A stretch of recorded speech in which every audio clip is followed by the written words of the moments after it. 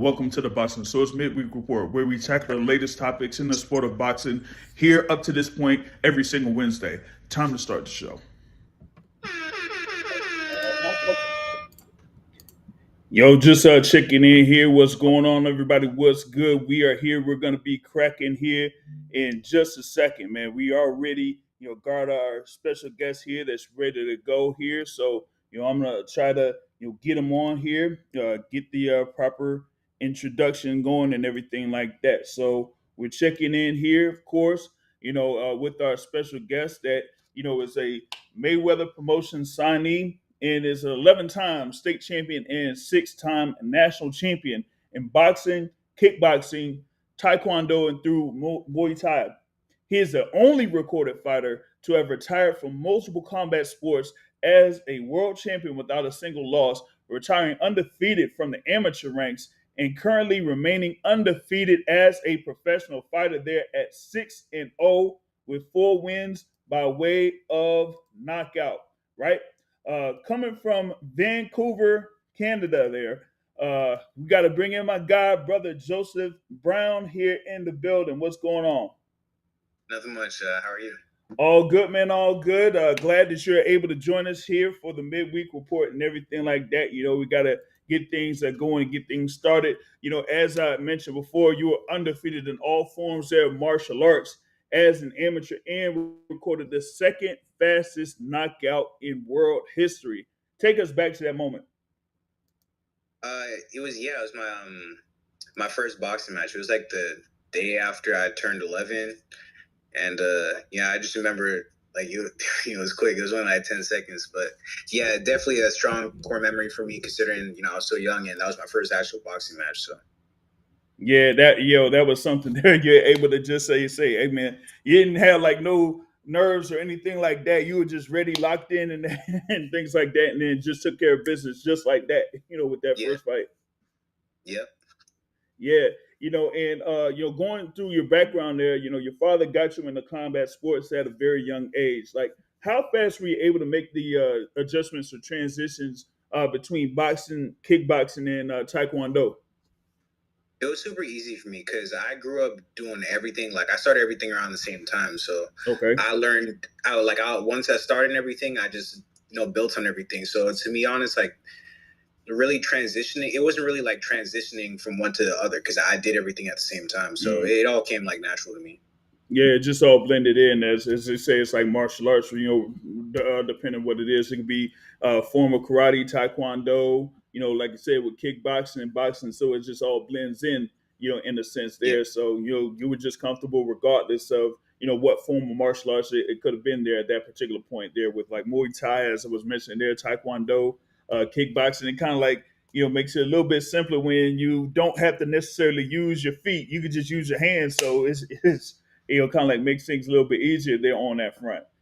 Yeah, exactly. Word. Now, as I was mentioning there, you were able to amass a record of 71-0 across all combat sports there as an amateur. What would you say stands out from being able to be unbeaten there as an amateur? Sorry, you said again? Like with your record there at 71-0 across all combat sports? 73. Or 73-0? Okay. And what would you say like stands out there from being able to be unbeaten during that time? What stands out? Yes. I mean, all the hard work is what got me through it. You know what I mean? As far as what stands out, I mean, I guess you could say there's not a lot of people that really retire from amateurs being undefeated. I was able to do that not just in one sport, but all the different sports. I guess you could say that that's pretty unheard of, and I guess that's what really makes me stands out from the rest, from anybody in any combat sport. Not just boxing, it could be kickboxing, MMA. Yeah. I just really stand out from everybody because I did everything. Word, and you're able to get like what degree black belt there in like taekwondo or anything. I got my first degree. This is first degree. Okay, gotcha. Yeah, you're able to get to that particular point there. But like you said, you're kind of switching back and forth as far as like doing the martial arts there and just boxing, and now of course having a few fights there as a professional fighter. Now, like, how were you able to be like signed there by Mayweather Promotions or the money team, as they say? I guess just from hard work and everything. I started going to Vegas when I was like 14, training in the gym, Mm-hmm. and when I turned 16, it's like the first time that I met Floyd. Like the summer that I was 16, and we started talking, and he came to the gym like a few times that week to really get to see me like train and spar, and a few weeks later I had my contract. So Word. And the thing about it is like with having that be part of the moniker that you have, you're there, working out in Vegas and multiple gyms and things like that. Like, I've seen you kind of like work out with a number of notable fighters, over the years. Like, what have you been able to learn? Kind of like working with some of the veterans, so to speak, or like I would say like Boot Centers or many of those other fighters that have like been in the game for a good little minute. I think I learned different things from different fighters because everybody has different styles. I'm still young. Obviously, I turned professional young. Like I turned pro Mm-hmm. at 17. So I Mm-hmm. think just sparring with all those different world class guys really taught me like what the pro game is really like. Even though I felt like I've always had a professional style since I started and everything, Yeah, it just really taught me like all the little tricks that only veterans would know. I've been able to pick up and learn from being able to just go spar with all these great guys. gotcha. Now, going back to your last pro fight there in July against Aaron Watson, you were able to score a unanimous decision victory there in that bout. Like, rate your performance there, in that one. I'm super critical on myself. I think it was pretty good overall. It was only 4 rounds because Mm-hmm. the commission would only let us do that. I guess they Mm-hmm. felt like he wasn't good. The Las Vegas commission is super strict with their rules, but I like to you really take my time and display my skill case over a long amount of rounds. Yeah, So considering all that, and then I ended up having to fight after the main event because I was a swing bout, so I had to like really wait around for a long time. So I mean, considering all that, I think I did yeah. pretty well. I just went in there and just did what I had to do and won easily. So just on to the next now. Yeah, gotcha. Yeah, that'd be something there when it's like swing bouts because you never know like what time you be able to get in the ring or anything like that. Like it could be in what is it like in between like like televised portions or something like that, or like you said after the main event. So you could be like there in the locker room for a long time and you could be like warmed up or whatever it is, and then when you finally get ready, sometimes you could be cold there. So it was something, for you to, do the thing there. And, you were working the jab there against Aaron Watson there at different spots, mixing it up, jab, to the body upstairs and, throwing combinations there. Now, I like, checked out the thing there through Mayweather Promotions and I heard the quote there. It said, believe in your work. Like going from that statement there, how important is it to you to do exactly that in order to execute what you want to do there in the ring?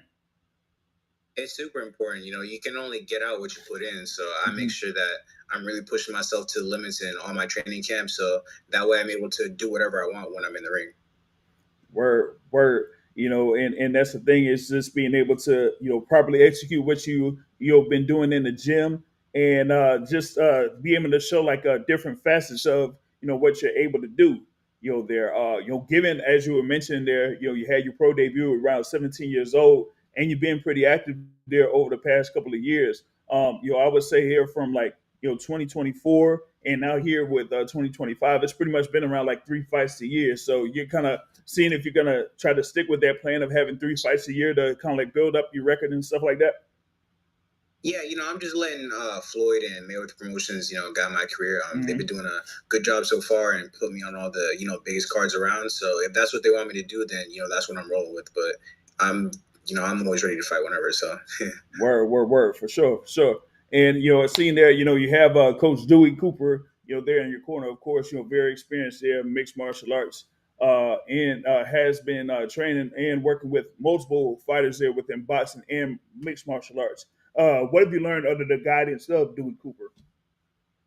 I think like he's just super like disciplined, and I think just like everything that he teaches is everything that I already do, and then like Mm-hmm. he can add on to it, of course, because of all his just his great experience and everything, So it's been amazing working with Dewey, and the thing is like because I grew up doing everything, it's like he did the same thing. So he can coach me in boxing, kickboxing, MMA. Like, it doesn't matter what it is. He can take me to, like, a world-class level in anything. So I think that's why me and him, click so well. Yeah, as I said, multiple years of experience there, being a mixed martial arts fighter. Being able to train and work with multiple fighters there.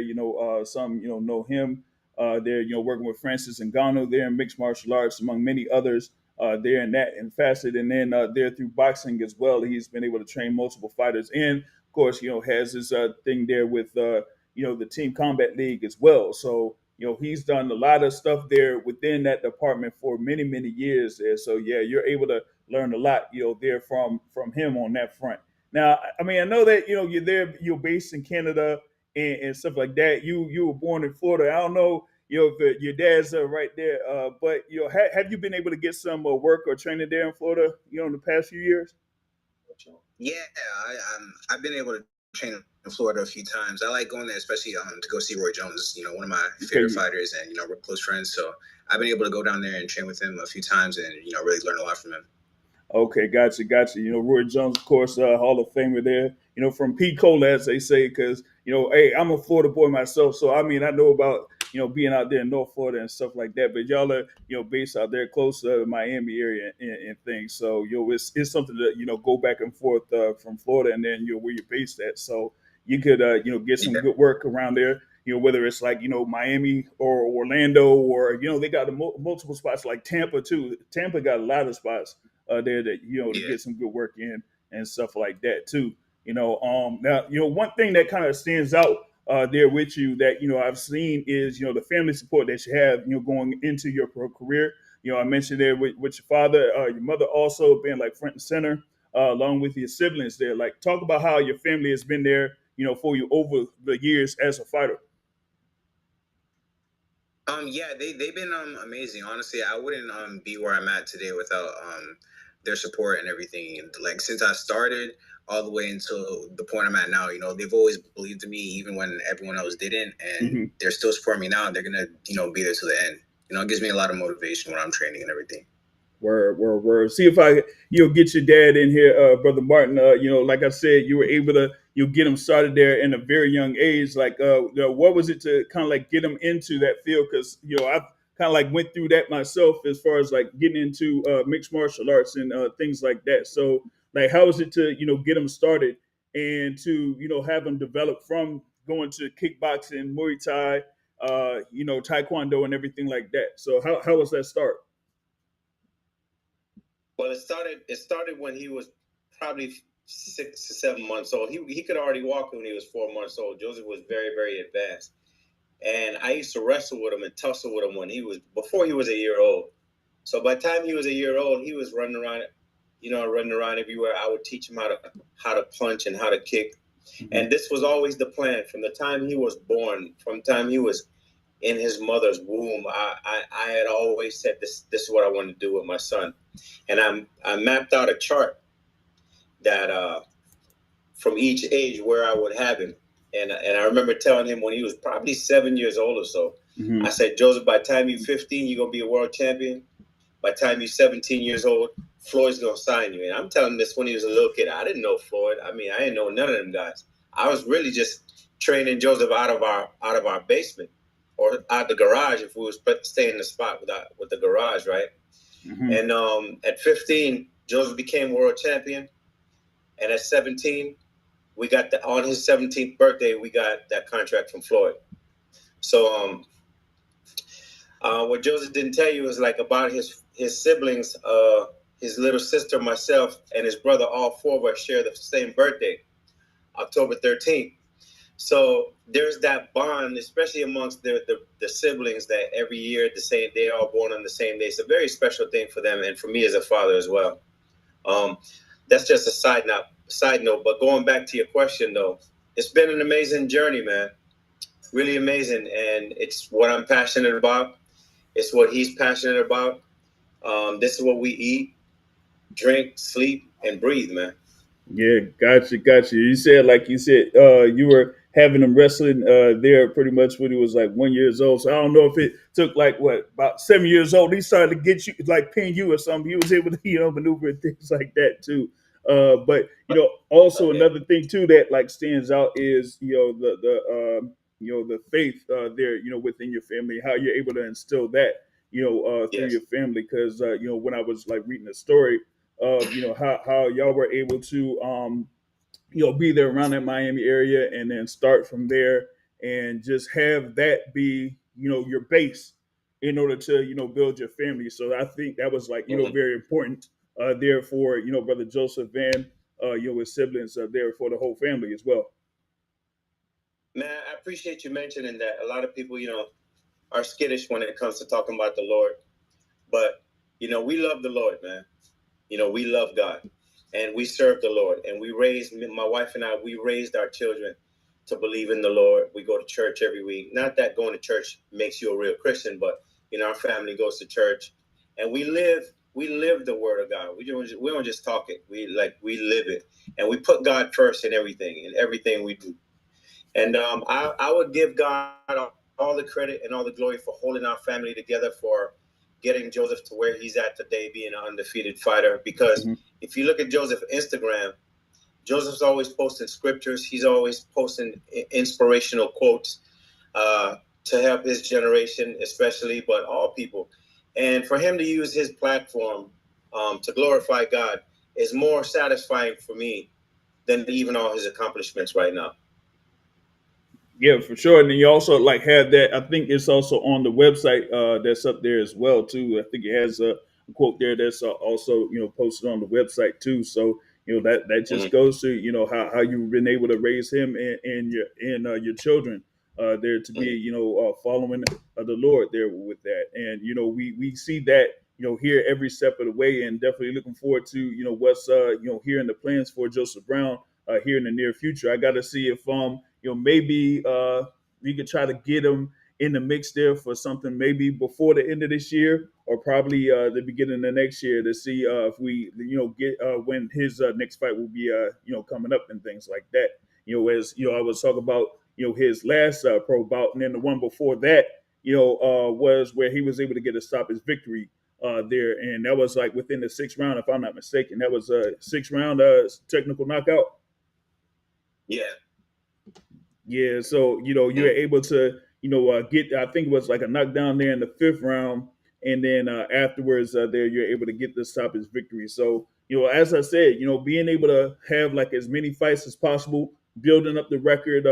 We're gonna see like what's going down there with brother Joseph Brown. Now I know they said a thing there for like prospect of the year from last year. So what are you Yeah. gonna build on here from this year in 2026? Yeah, I just continue doing what I've been doing. Like I said, just trusting Floyd and Mayweather Promotions to guide my career the right way. And I truly believe that real soon, within like the next year and a half, I'll go from prospect to contender for sure. So that's a goal. True, true, true. Now, what is one thing that maybe Floyd has like told you or taught you here so far within your young pro career? And it's just take as least punishment as possible. That's how you stay long in the game. It's not about going in there and just banging it out. You know what I mean? If you want to stay long in the game, you got to make sure your defense is tight, and that's what you keep first and foremost. Yeah, exactly. I mean, he was like, one of the best defensive fighters ever, man. And as they say, sometimes the art of the game is hit and not get hit.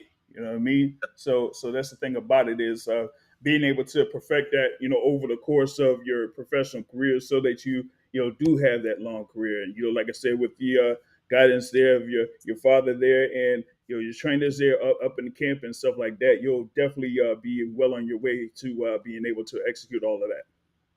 Yeah, for sure, for sure. Yeah, no doubt, no doubt. Now, big thanks here for spending the time here, with the boxing source and everything like that. Where can the people follow you there on social media? All my social platforms is Real Joseph Brown. Real Joseph Brown. So everyone be able to follow him and Real Joseph Brown. And as I said, you'll be able to follow his career.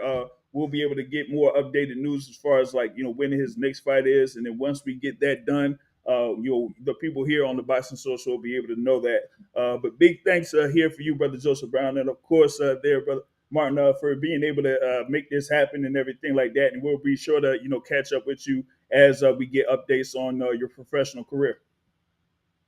For sure. Thank you. I really appreciate that. Yeah, thanks for having us, man. Appreciate you. Yeah, no doubt, man. Big ups for Joseph Brown and Brother Martin Brown for being able to join us here on this instance here for the Boxing Source Midweek Report. We'll be able to catch up with them and things like that when things get more when we get more information on that. You know what I mean? And like you said, you'll be able to follow them there on Real Joseph Brown there. But big thanks for them for joining us here for the Midweek Report.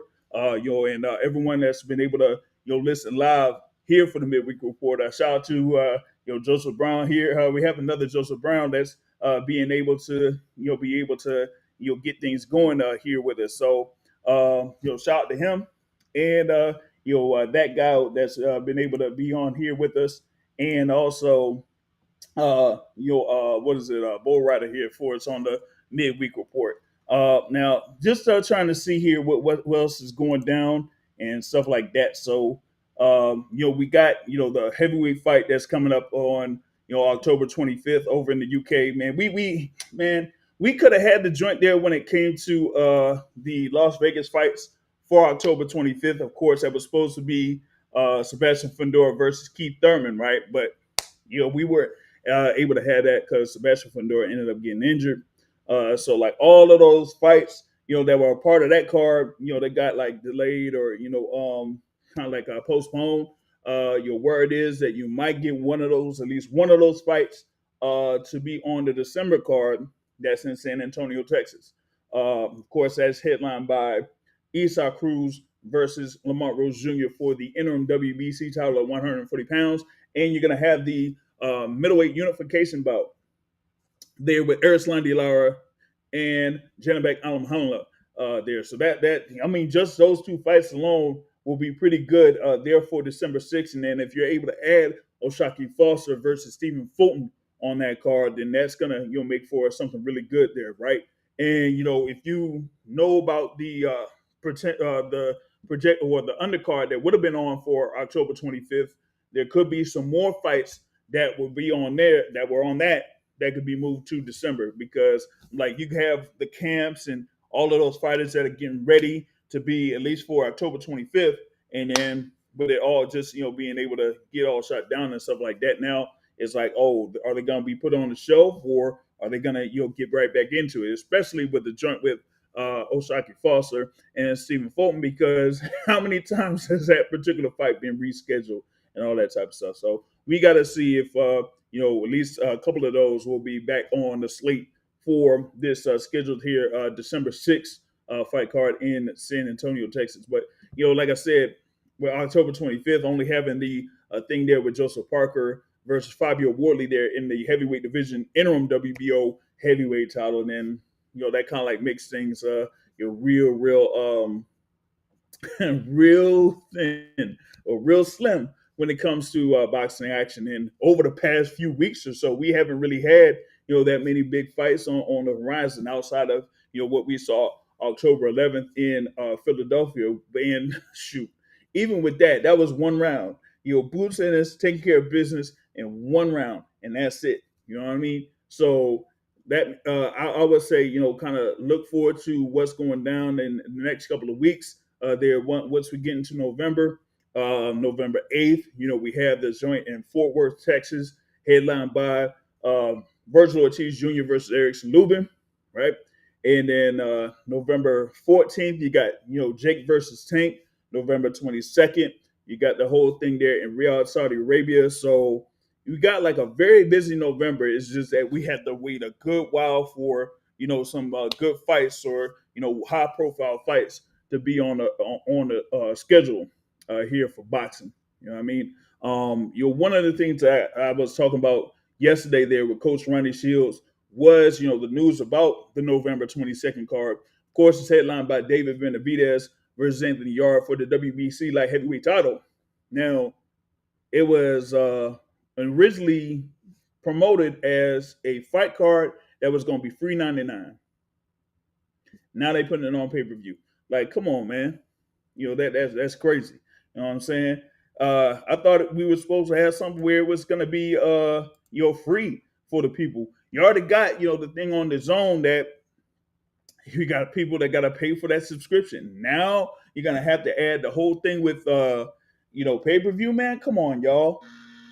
That ain't how we're gonna do it. Shout out to that guy in the building. He said, "Yeah, thank God we got a unification at middleweight." I mean, we only had like that one there with Janabek, and I forgot who he even faced in order to become a unified champion. And now we're gonna have this thing here with Janabek versus Erislandy Lara. Now, as I was mentioning on the channel before, we thought it was going to be Janabek there versus Carlos Adames. You had Carlos Adames and his mandatory challenger. What was it, Miriam Nursultanov, right? Like Nursultanov and Janabek, they got the same manager or something. So people thought they would have worked out something, to say, okay, you have Nursultanov, go ahead and take a step aside, and then you'll be able to have that as unification. Nope. So now you got the whole thing here with Erislandy Lara being the WBA champion, and he hadn't really been that active since his fight against Danny Garcia, right? And now it'll be Erislandy Lara versus Janabek Elmhamla with the unification there. That's going to be a very intriguing bout. One thing I got to see where Erislandy Lara is at this particular point of his career, number one. And on the other side with Janabek, right? What was it, like a couple of fights ago? It took him some work in order for him to make 160 pounds. So let's see if he's back on track, being able to make weight. See if he'll get in here for that unification bout, and then after that, then maybe we get undisputed there at middleweight, because we didn't even get undisputed at middleweight. We were like real close some time back, when the Canelo and Golovkin days, but it didn't happen. They didn't really face the WBO champion at the time. But now we could probably see if we could make that happen. First, we got to see this thing here for December, right? So, that's good on that front. But, outside of that, I talked about the other thing with the November 22nd card. Everybody's like really, really intrigued about Brian Norman Jr. versus Devin Haney. Brian Norman Jr. making that defense of the WBO welterweight title, right? Devin Haney, of course, being an undisputed champion at 135, winning the WBC super lightweight champion chip, right, against Regis Prograis. And then, after that, having a one fight against Jose Carlos Ramirez, right, where, he, did his best impression of, Shakur Stevenson or something, because, man, he was like going around the ring. He was like trying to keep the distance. He was engaging only a few times there against Jose Carlos Ramirez, who I felt like has been in the back end of his career for a good little bit. But let's see how this is going to work here for Devin Haney here, being against a fighter in Brian Norman Jr. that's been able to get a little bit better in every single fight. That guy says, I like the old version of Erislandy Lara. I mean, hey, he was, very defensive minded and everything like that. But now looks like he got a little bit of pop behind his punch and stuff like that. So I want to see how he does, the whole offense defense transition against Janabek there for December. That's going to be, really, really good scrap. But back to the thing here for November 22nd.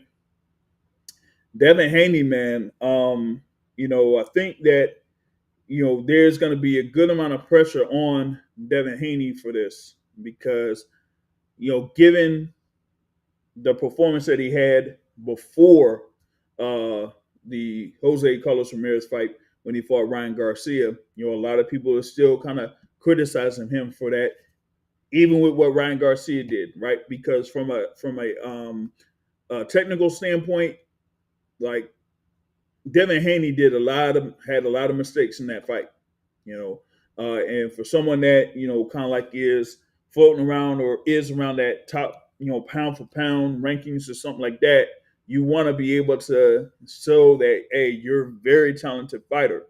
And there against Ryan Garcia, he didn't necessarily have that, number one. And then number two, like there have been people that have said, like with Devin Haney, a lot of the fights that he's had over the course of his career, he's been a much larger fighter.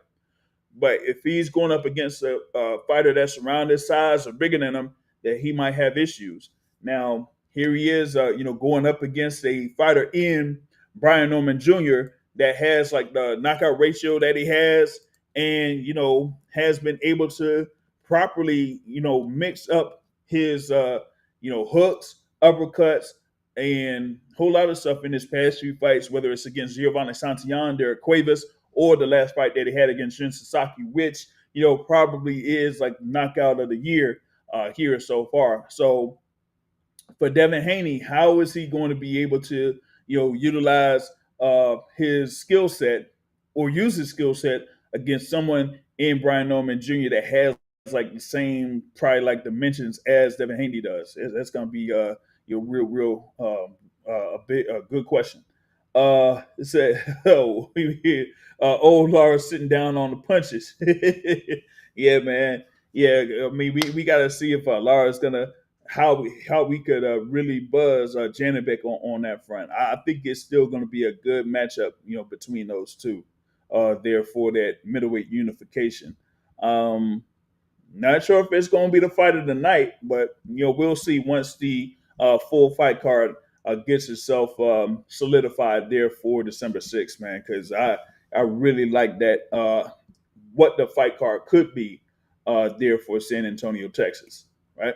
But also, with the fights on November 22nd, that one, of course, you got to see what's up with David Benavidez, going up against Anthony Yard. Yard is, had multiple instances where he's, fought for, the world title there, of course, fell short against, Sergey Kovalev in 2019, and also Berteviev in 2023.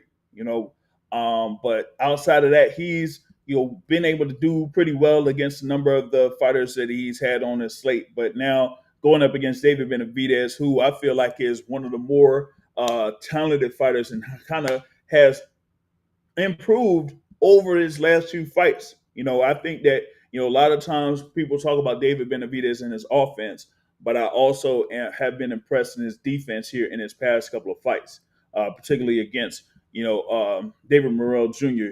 He was able to kind of like showcase that outside of what happened there in the 11th round, you know what I mean, or maybe the 10th in the 11th round, because once David Morrell Jr. started to be stationary and fight off his front foot and kind of like get Benavidez to fight off his back foot, then Benavidez had a little bit of problems right there.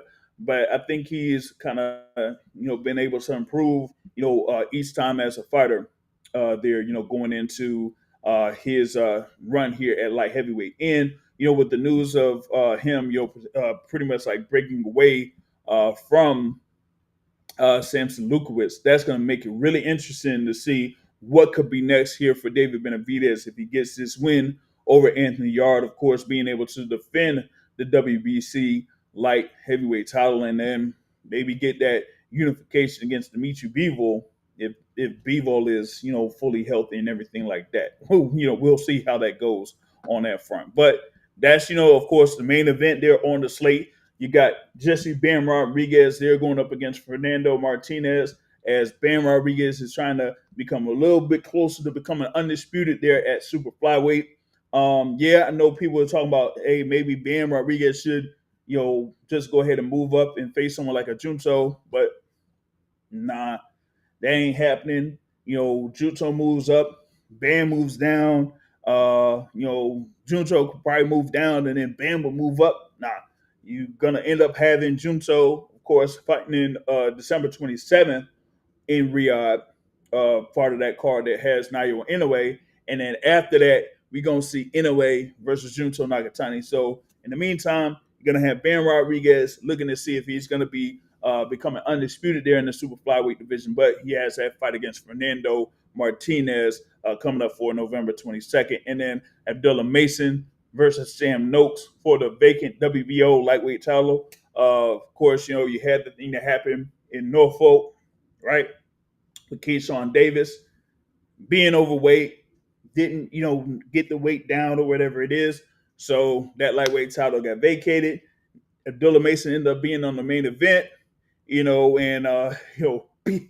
and just absolutely trounced, his opponent there in that one, and that now put in his position to fight Sam Noakes undefeated versus undefeated. I ain't really seen much from Sam Noakes here up to this point, but I've seen Mason up close there for like what 3 of its past 4 fights. Yeah, Abdullah is that dude. So he should be able to take care of business in that. And then you got Archer Beterbiev going up against Dion Nicholson. That fight was added on to this. We could have had like Benavidez versus Beterbiev, but it is what it is. You're gonna have a few more fights on that card. As I was mentioned yesterday, Vito Mill Nicky Jr. is gonna be on that card for November 22nd. You know what I mean? And what he says, I think David Benavidez stops Anthony Yarde round 6 to 8. Yeah, I'll pretty much have it around that same range from round 6 to round 8. You kind of like see that from Anthony Yarde against what is it against Beterbiev. You had the same thing, but he did his thing against Beterbiev there early in that fight, but he just ended up fading in that one. And then we've seen what happened with him against Kovalev. Before Kovalev got knocked out by Canelo Alvarez, right? So yeah, I kind of see the same thing here for David Benavidez being able to get that win and defending the WBC belt. So that's how I kind of like see how this fight card for November 22nd is shaping up. Of course, we got November 14th, Miami, Florida. You got Jake versus Tank there, but you're also going to have Gary Antoine Russell there versus Andy Hirooka. The mandatory defense of that WBA belt will take place with that, right? I think, of course, that's going to be the fight of the night for me. I know that you got Baumgartner versus Boudouin there in the co-feature bout. You got Avius Griffin that's coming back from his loss. That's going to be going up against Justin Cardona. You're going to have like a minimum weight title fight and a undisputed bantamweight title fight there that's going to be on this thing. So and then also Anderson Silva versus Chris Weidman is on this card as well. So number of fights that I'll see if I could get more information on and stuff like that. Probably be posted on the boxingsource.net, right? Before we get closer to that November 14th card, and then November 15th you got the rematch of Chris Eubank Jr. versus Conor Benn. So that kind of like tells you a lot there with the schedule here coming up. But that was mostly what I had here for the slate, because as I said, with Joseph Parker versus Fabio Wardley there, it's going to be a pretty intriguing bout, because it's going to be that first big bout there for Fabio Wardley, where if he wins, he gets one step closer to fighting for the undisputed championship there with Alexander Usyk, or with Joseph Parker. If he wins, then he could be a world champion once again, because he was a WBO full champion before losing to Anthony Joshua some time back. But the whole situation there for this fight, being able to come up in the first place, it was crazy, because WBO, they had ordered the thing there with Alexander Usyk and Joseph Parker, and Usyk said, "Hey, my neck, my back, my neck, and my back," and I guess said he wasn't available due to medical reasons, and then he's doing the dance and everything like that in the video when doing all this stuff. I'm like, whoa, how are you able to do that? And then said here recently that he wants to fight for at least 3 more years or something, but I don't know how he got around that fight. I still don't know how he got around that fight, man. Yeah, he said, yeah, Silva, yeah, salute, but he's still boxing. Yeah, he's still boxing, man. Anderson Silva, you know what I mean? What is it? This will be his 6th professional bout. Hey, I mean, come on. He beat Little Chavez, man. I mean, he beat Little Chavez. But that was back in 2021. I'm still kind of blown that he beat Julio Cesar Chavez Jr. over in Mexico. That was probably the funniest thing of that year, that he was able to beat Chavez. But yeah, this is Silva's first boxing match since fighting Jake Paul in 2022. Yeah, it's crazy. That they're able to add him on that card. That's insane. You feel me? But that that kind of like shows what you have there for that card over in Miami, Florida. So we got to see how that goes. With TGB Promotions is also going to be involved in this with Most Valuable Promotions, of course, MVP there for the Casilla Center in Miami, Florida for November 14th. You feel me? But yeah, that's kind of like everything that we have there for what's going on. I got like a number of interviews that I do have to still post. Shout out to Brother Joseph Brown for being able to join us here, of course, with his father, Martin, right? And we'll be able to see more from Joseph Brown. Of course, you can follow him on Instagram there, Real Joseph Brown, right? And I have to see what's going to be in store here. Try to get something on for the Boston Source podcast that's scheduled for Sundays at 7:30 p.m. Eastern time here. So I got to work on seeing if I could schedule something there for the Boston Source podcast for y'all to be able to enjoy. But if y'all can, share this stream or video or whatever it is, share that interview that we had there with Joseph Brown. We gotta see if we could keep the buzz going here for boxing because like I said, I mean we've had like a little bit of a gap here between what I would say like September up until now. What has it been? It's been actually like around over a month since Canelo versus Crawford. You know what I mean? And we've only had like one kind of like one big event of sorts here since then. With Boots being able to fight there 154 pounds in Philadelphia. You know what I mean? Hey, not the Paulie way. Hey, I don't know what happened there with Paulie Malignaggi, man, with that bare knuckle joint, yo. Cause I don't know, like I don't know the result. All I know is he was like at a hospital and he was in a video complaining about the speed of people getting treated at the hospital or whatever it is. But man, yeah, I don't know if I don't know why some fighters like kind of like go through that depending on where they end up being at. Like you have other fighters or former boxers that are in BKFC, like Austin Trout, who's been able to win the world title there at BKFC. So he might actually have another fight coming up here for BKFC. So I got to check on that as well. Now I might have to catch up with Austin Trout on that front. But yeah, like for Paulie to go through that and have like cuts all over the place, and it took like almost forever for him to get treated. That was crazy. You know what I mean? But that's mostly what I got here on this front, man. Big thanks for everyone that's been able to listen live, or if you're checking out the replay, things like that. Like I said, I got more work that I gotta post up here for the YouTube channel. We got a couple more interviews that we got to post up. I do have snippets of my conversation with the Wolf, Elijah Pierce, that was on Instagram, but I also am posting it here on YouTube as well. He has a upcoming fight for November 29th there in Temecula, California. You got action in Temecula, California, and I think ProBox has something on slate. Yeah, they do for November 29th as well because you got Justin Paldo that's going to be part of that card on ProBox. You know what I'm saying? So, hey, that's what we got here.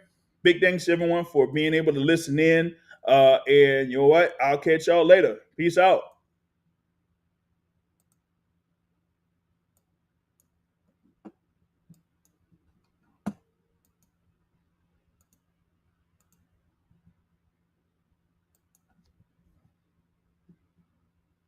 Hey.